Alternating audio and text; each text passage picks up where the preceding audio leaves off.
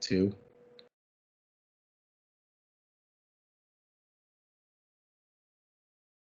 We have completed 8 weeks of football. We're heading into week 9, pretty much at the halfway point of the NFL season. And Bobby Bottles is back with his NFL power rankings and with a little bonus feature. He's got his tiers of teams this week. So, Bobby, why don't you explain what you've done? And, well, I guess you could start with your power rankings to begin with and then get into it. Well, we have our 10 best teams in football. It's starting to become a little bit more clear, and I think we're going to start clearing this up over the next 3 or 4 weeks. There is a ton of parity this year, so I decided that this week I was going to do a hierarchy too, and I will explain why, and I will explain what my thought process is. But let's just do the power rankings first. In the 10 spot, we have the Giants staying in at number 10. We have the New York Giants. Number 9, Dallas Cowboys. Dallas Cowboys are in at number 9. Number 8, the Tennessee Titans. Tennessee Titans finally cracking into the list. Number 7, the Cincinnati Bengals. Cincinnati Bengals looking, a little struggling on Monday, but still a really formidable team. Number 6, the Baltimore Ravens. Baltimore Ravens, no real change here. Number 5, the Minnesota Vikings. Number 4, moving up into that class with Christian McCaffrey, is the San Francisco 49ers. Man, did he look great. Did he look great on Sunday? Number 3, the undefeated Philadelphia Eagles coming in number 3. Number 2, the KC Chiefs, still sitting at number 2 spot. And number 1, still, the Buffalo Bills. Bobby, what is it going to take for the Eagles to overtake one of those other top 2 teams? One loss from one of those teams. You could easily put the. I know, but I mean one more. They've just looked they've looked pretty good. Like I can't move any of those 2 down, and they just have such prolific track records and such prolific quarterbacks. Philadelphia's got a great roster, but I don't know about you, Joe. Is Jalen Hurts? Is he like a no doubter for you? Like he's got Super Bowl pedigree. No, but I think the rest of the team has Super Bowl pedigree. Like, I think they're deep enough everywhere else. Jalen Hurts has obviously improved this year. He's looked much better.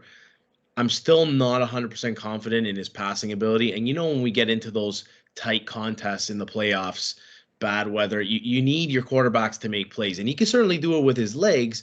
I'm just not there yet if he could do it with his arm.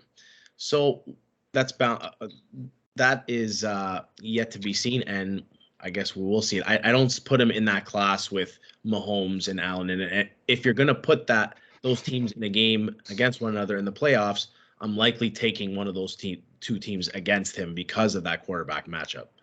Yes, agreed. And the other thing is Philly's season has just seemed so clean. Like they've just been running the table. They haven't seen any adversity. We don't know how they're going to deal with adversity. I feel like their schedule hasn't been the most difficult either. I mean, they just got to play their cross-state rivals, the Pittsburgh Steelers. I know all about them very well. Not the toughest of matchup there. But yeah, I'd like to see them play one of those 2 teams. I'm not sure exactly what their schedule is coming up, but I think they're definitely the class of the NFC at this point.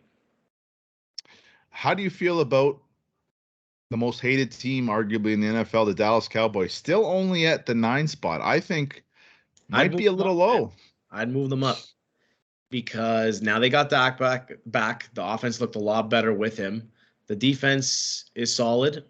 I'm not confident in their ability once we get to the playoffs, but as of right now, they're playing great football. So yeah, I'd probably move them up. But let's hear about this little tiered ranking system you have. We were talking about the 3 best teams. I'm sure you have them in a tier of their own.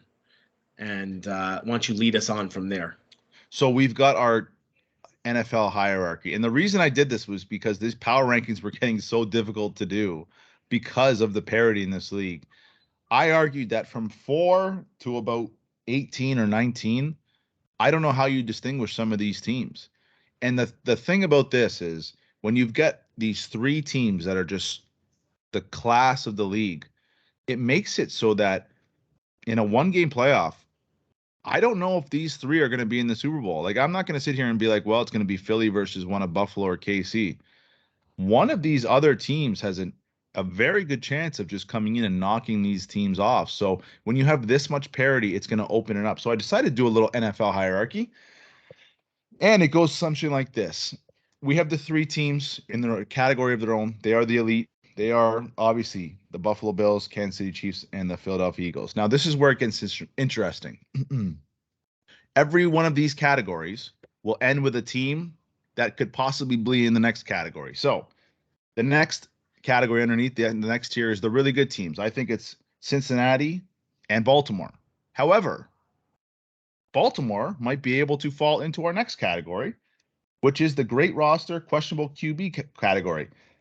That includes the San Francisco 49ers, the Minnesota Vikings, the Dallas Cowboys, and the Miami Dolphins. However, the Miami Dolphins might actually fall into our other category of good roster, questionable quarterback, which is the Jets, the Giants, the Titans, the Patriots, and the Colts. But the Colts kind of might be able to fall into our next category with Matt Ryan of former elite QBs who are struggling this year, which has the Broncos, the Packers, and the Buccaneers. All three with Hall of Fame quarterbacks and all of three struggling this year. However, the Buccaneers actually fall into our next category, which is forget the record. Watch out for the second half of this season because I think these teams are undervalued. And that is the Cleveland Browns, the Arizona Cardinals, the Las Vegas Raiders, and the Washington Commanders.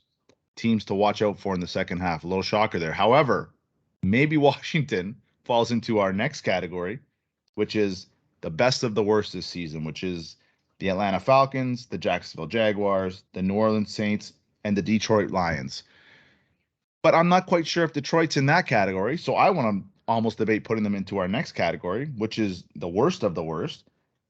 Carolina, Pittsburgh, Houston, and Chicago, the four worst teams in my opinion. And I missed one. I think the Broncos actually probably fall into the best of the worst in there with the Falcons, Jaguars, Saints, and Lions. And we could tell because the Jaguars and Broncos played a really close game in London. And then we have our last category. It is the LA teams that are struggling, and that will include the LA Rams and the LA Chargers.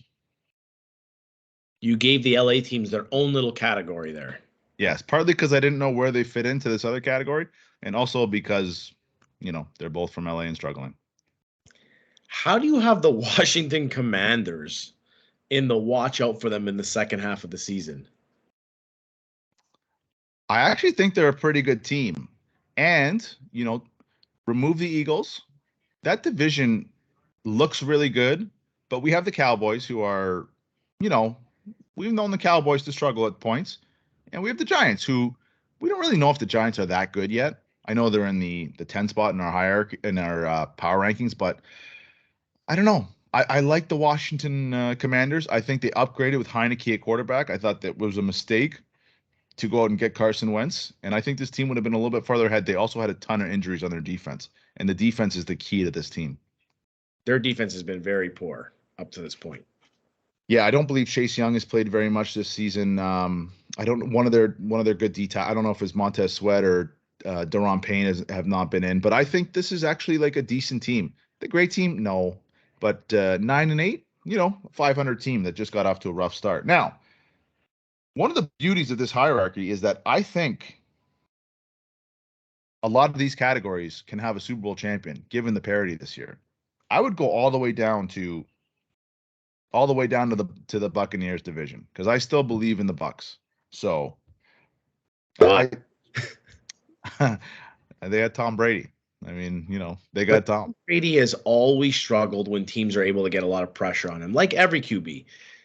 And he was always so successful in New England, obviously because he's Tom Brady, but they always had a great offensive line. He doesn't have that this year, and he doesn't have the mobility to buy himself time. The running game has not been as good as it's been in the past because the offensive line hasn't been great. I'm not buying the Bucs right now. I don't know why you see, other than the fact that he's the GOAT and it's Tom Brady, you shouldn't doubt him.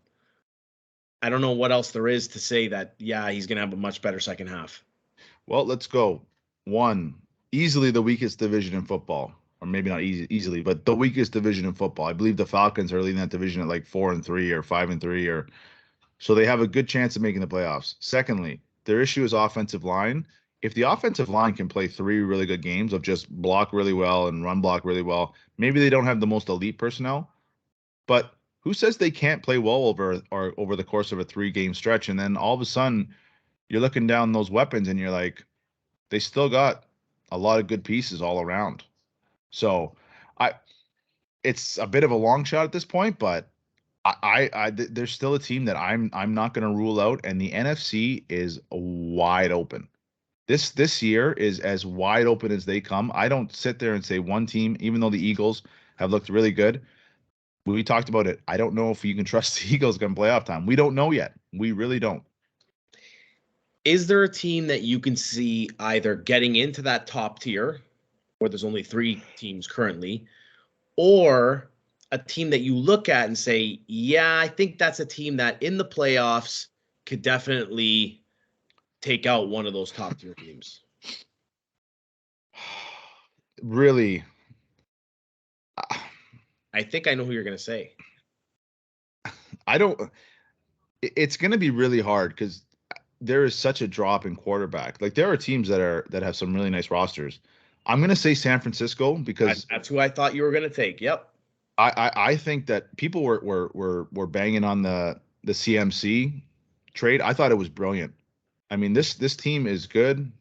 They're obviously a little deficient at quarterback, but the rest of this roster is really good.